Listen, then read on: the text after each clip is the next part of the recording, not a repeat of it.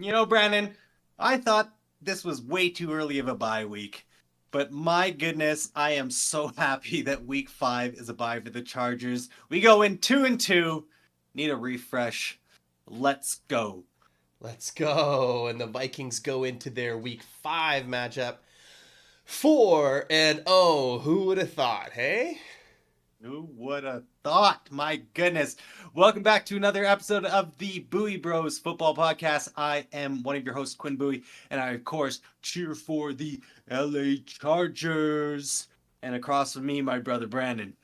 And I cheer for the Minnesota Vikings. Yep. On today's episode, we're going to be doing a recap of our week 4 games against the Chiefs and the Packers. Seeing how we fared, seeing what happened, and let's get into it. Yeah, let's get into it. Okay. We know how it ended. 17-10.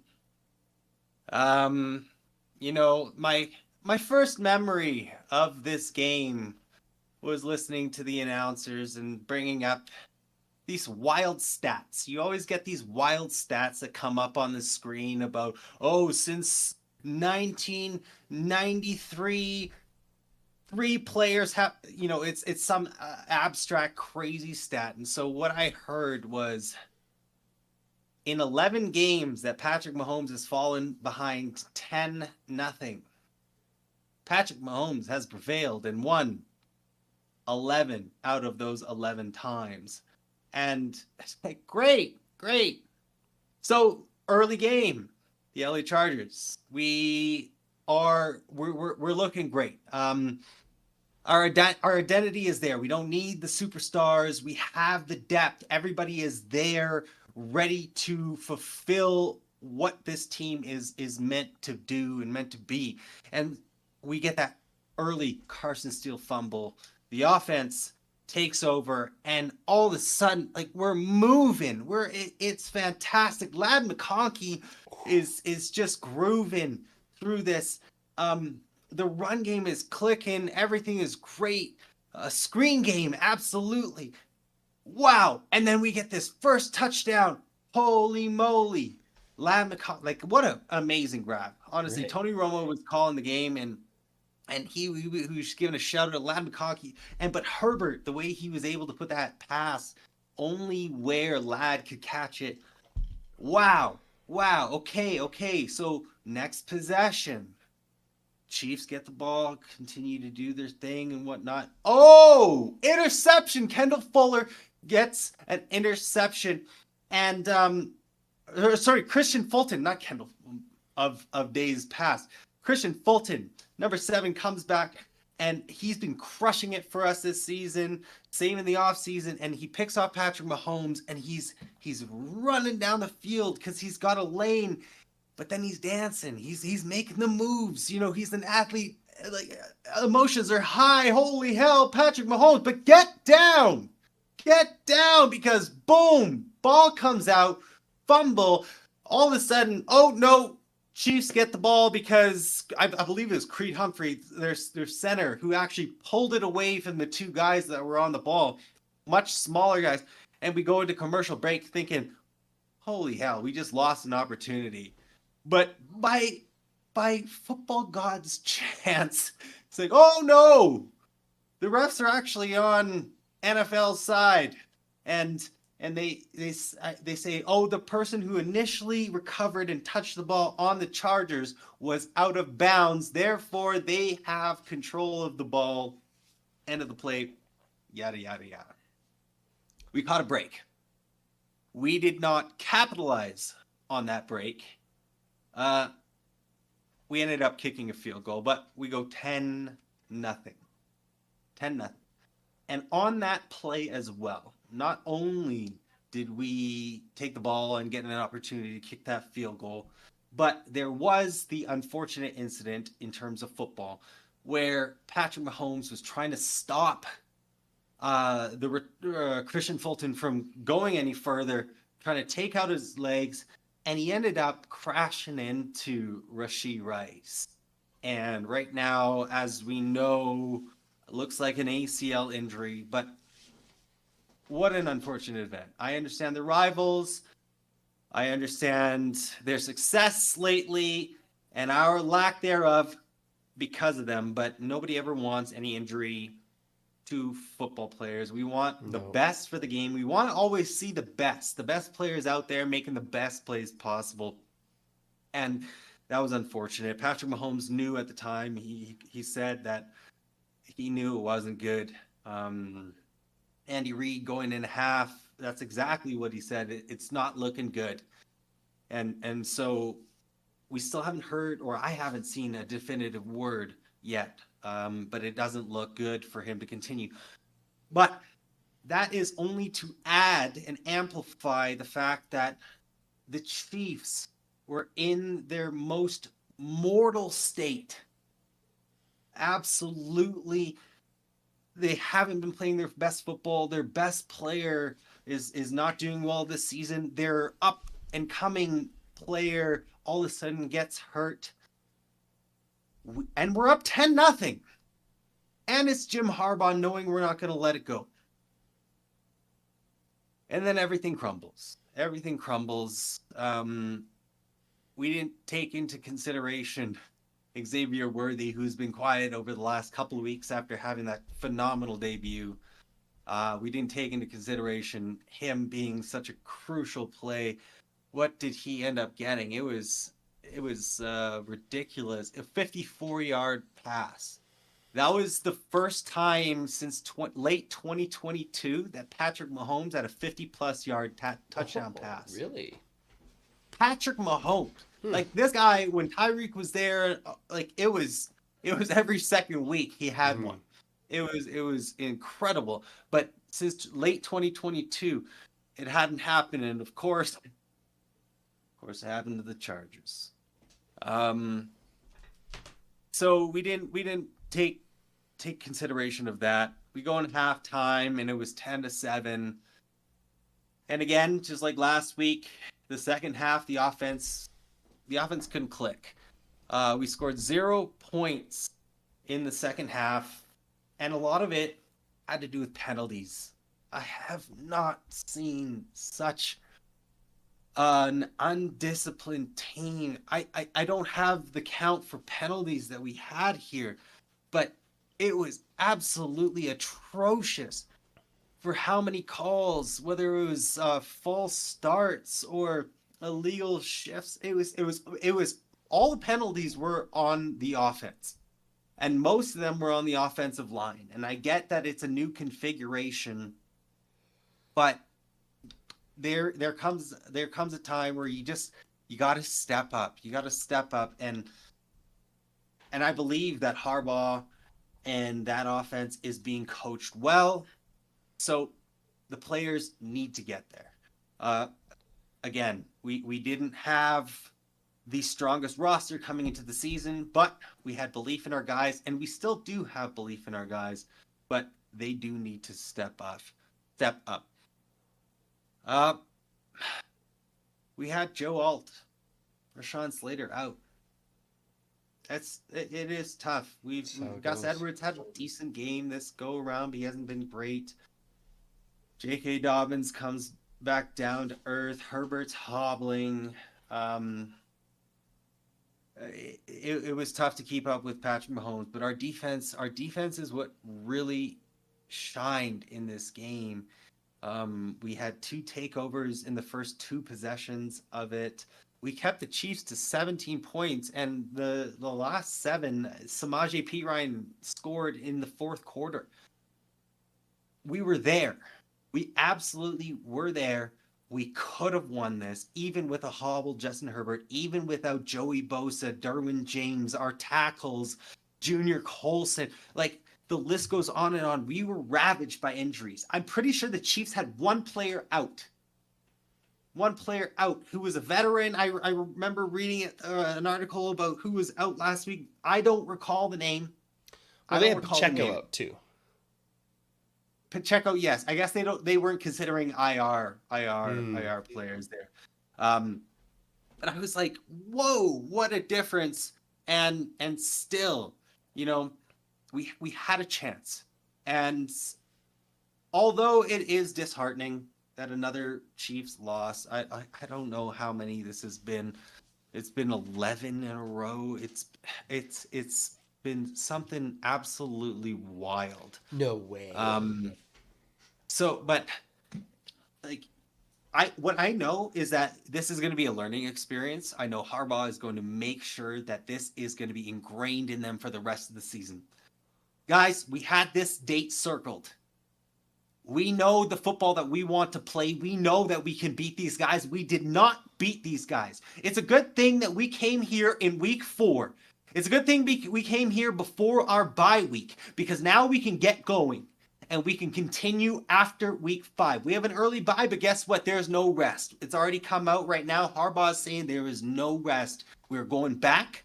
We're going stronger than ever, and we're going to be a force when we come out of this bye week. People are going to be healthier. We're going to be ready to go, and I'm excited. We started off strong. There was some momentum, but there's a setback. There is a reality check. Hey, it is football. We went against some strong teams in the last couple weeks, and it is what it is. But Harbaugh's going to get the boys on track. We saw Justin Herbert throw his helmet at his bench out of frustration. After a couple weeks ago, we're getting mad at his player for not motioning. Just like, oh, he is fired up. I'm ready to go. This wasn't the outcome that we have, but you know what? It's going to make going into Chiefs Kingdom, going into Arrowhead Stadium later in the year, all the sweeter when we come back stronger than ever, hungrier than ever. Bolt up. Let's go, baby. Yeah. That's all I can say. This bye week has come at a great time, and I'm ready for everything to move forward. Yeah. Yeah, I'm rooting for you guys. You know, it was a tough loss for sure. But as you said, like, it was almost expected coming into the week, you know, with the injury report and all that. But then Right. you guys, you know, it was definitely next man up, and they looked pretty decent. You know, it stalled after the 10-0, obviously, but you still got to 10-0, right? You get a 10-0 lead on the team. That's how you start winning games, right? You just gotta you build off of it. But that's a great way to start to kick it off. So, yeah, no, it was a good game, but I can see it's frustrating, right? Yeah. No. Oof. But you know what? In the NFL right now, there are 2 teams who are undefeated. Can you tell us right now, like when you're watching this, who are the 2 teams that are undefeated? 3, 2, 1. Of course, the team that we just talked about, the Kansas City Chiefs. Yeah, of course. And the second team, before we get to the second team, if you're still with us, thank you so much. We do appreciate it. Please subscribe to the channel. If you're a fan of the Vikings, of the Chargers, of football in general, hey, let's create a community. Like the video. Hit the notification bell. Make sure you don't miss any of it, because we do appreciate it. Second undefeated team. Out of nowhere. Out of nowhere. Holy moly. Even the fan base, honestly, couldn't have called this with the beginning schedule. No, The definitely 4-0 Minnesota Vikings. Oh, yeah. Ran. Oh, yeah. And I should say, not only are we 4-0, but we are also NFL's #1 power ranked team in the NFL. We are power ranking #1, which is pretty wild. I don't know if I've ever seen that for the Vikings. You know, like, that's it's fun. They don't mean anything, you know, but it's still fun to have that recognition for your team. Yeah, it was good. And so you might think that we had an easy breezy time this last Sunday. That would not be the case. It's strange. We won by 3 points. Final score, 31 Vikings, 29 Packers. Sorry, 2 points. We won by 2 points, sorry. But weirdly enough, the Packers actually never possessed the ball. Actually, is that true? No, they must have. They never possessed the ball after being down 7-0. When they were within one score of us. Like in the fourth quarter, they were never actually within one score of us while they had the ball. You know what I mean? So as much as we won by 2 points, but it actually wasn't that close, kind of. Do you understand? Like, right. So they never actually had a real shot. There was never, you're sitting there like, oh God, they can't get this first down. Oh God, they can't do this or else we're going to lose. There never was that feeling, which is kind of because that last touchdown, when did that actually come in? The last touchdown was incredibly late, and then they kicked an onside field goal. So they were down 9 points, scored a touchdown, down, and then the extra point to be down 2 points, kick the onside, we get possession, and then the game's over. So, they got it within one a couple times, but they never possessed the ball once being within one. Right. So, okay, full recap, it was amazing. The Vikings cruised to 28-0 in the first half. It was amazing. And then something silly happened. You know, Kevin Harlan called our game, and as we're getting a punt return, Jalen Naylor is looking back, and they're kicking with the wind, so the punt sails. And Kevin Harlan says, oh, Jalen Naylor's back there battling the big Wisconsin sun. And then all of a sudden, sun's in his eyes, and the ball is back here, reaches to grab it, hits his hands, muffs the punt, and they get the ball at the 3. It was kind of strange, actually. I thought it would have been a touchdown because they scooped it and went into the end zone. But because it was classified as a muffed punt, they can't advance the ball. I've never heard of that before. That was a really strange thing that I saw. It was strange. Anyways. What was strange to me is they didn't score in that very next play off the 3-yard line. What bums. Well, exactly. They threw it, catch at the goal line, but he didn't catch it. And then he catches it over here. And then boom, Matt LaFleur goes to call a timeout. It didn't happen right away. So he flips out, runs on the field, or gets onto the field, is flipping out of the refs. And then he gets an unsportsmanlike conduct 15-yard penalty. And then they score off that play. So then they score at the 16 rather than at the 3. Anyways, so they score off that muff punt, which is the Vikings' fault. Yes. It's fluky. The Packers can't recreate that all the time, but that was our fault. And then, the defense lets up a touchdown, but it's understandable at that point. Boom. So going to the half, 28-7. And you go, we were just up 4 touchdowns. Now we're only up 3 touchdowns. It's a little, it's not dicey, but shit gets out of hand quick. Closer. Too close for comfort. So then no one scores in the third quarter. I believe this is in the third quarter. Sam Darnold throws his one and only interception of the game, which was not a completed catch. The broadcast showed it multiple times, and the announcers are saying, hey, this doesn't look like it's a catch, and Gene Steratore comes on, rule specialist, and says, yeah, that's not a completed catch. I don't know how they reviewed that, because all turnovers like that are reviewed, right? Yep. And so, I don't know. He never had possession of the ball. Once he did, his feet were off the ground, then he lands out of bounds. Silly. So we don't get 3 points or a touchdown there, which would severely alter the game again. Instead, no points come. And then all of a sudden, the Packers were 28-22 because they got a 2-point conversion on their third touchdown. So it's 22-28. Oh, shit. We're down by 6. They get a touchdown, and we're losing.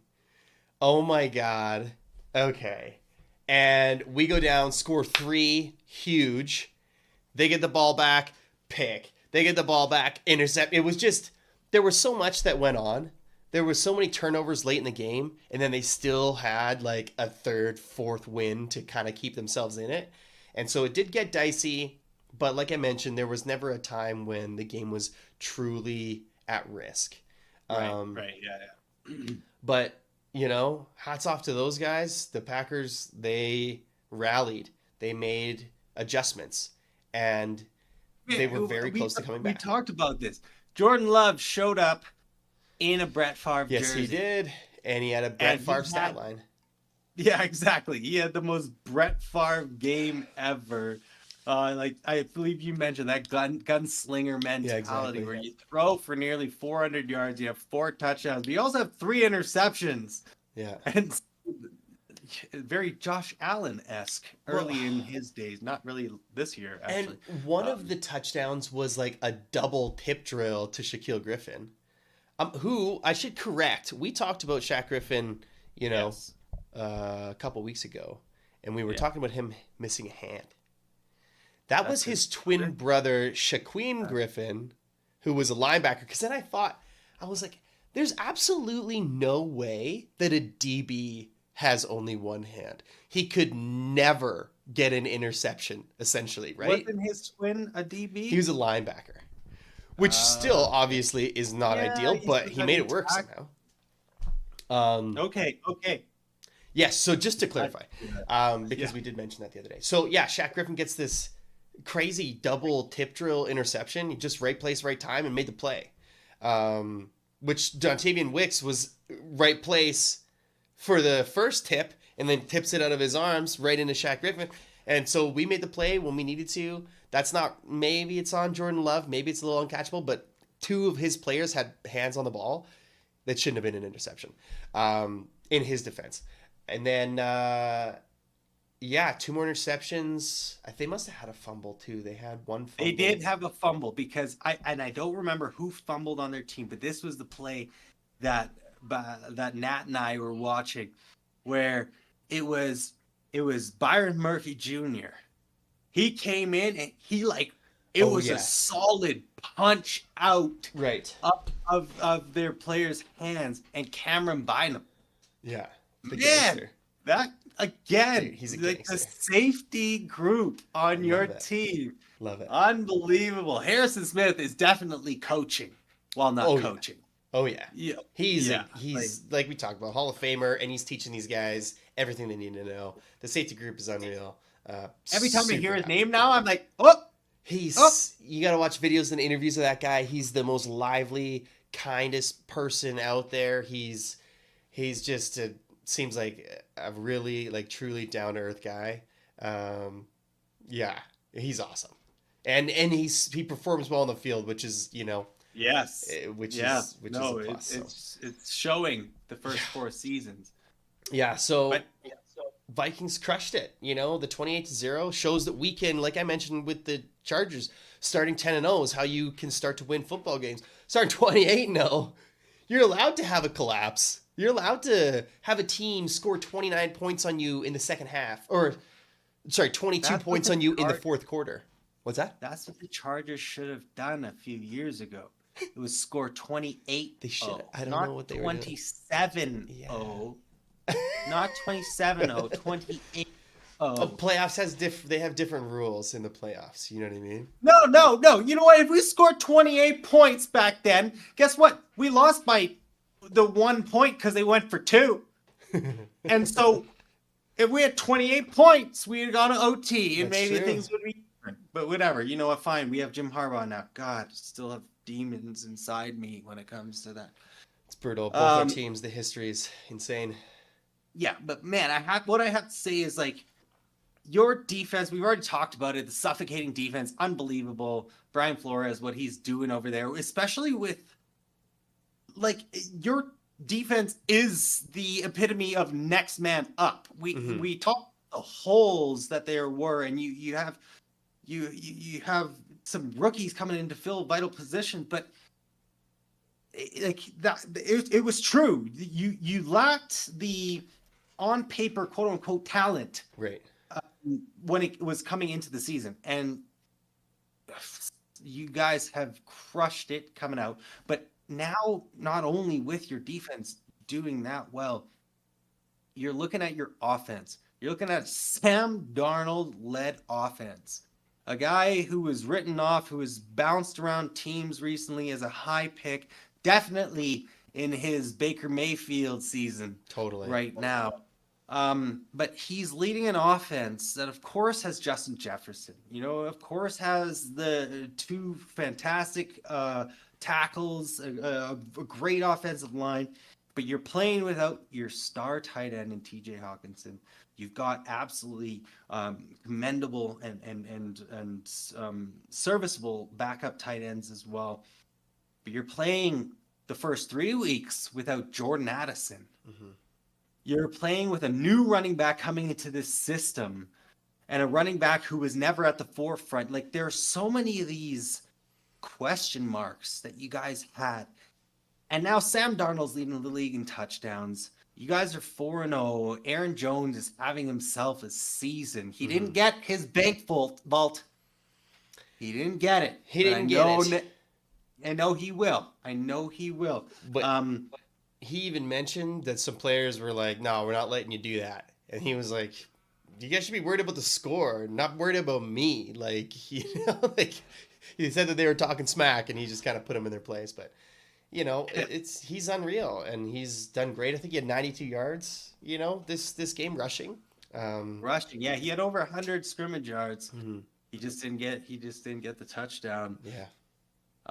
But all of that considered, we talked about it earlier on, and I, of course, was being competitive, and with Jim Harbaugh leading the Chargers and him coming back to the NFL, the storylines and everything was matching up.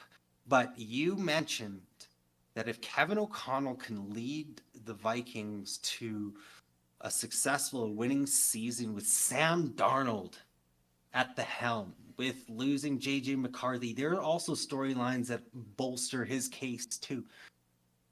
He would be in the running for Coach of the Year. Mm-hmm.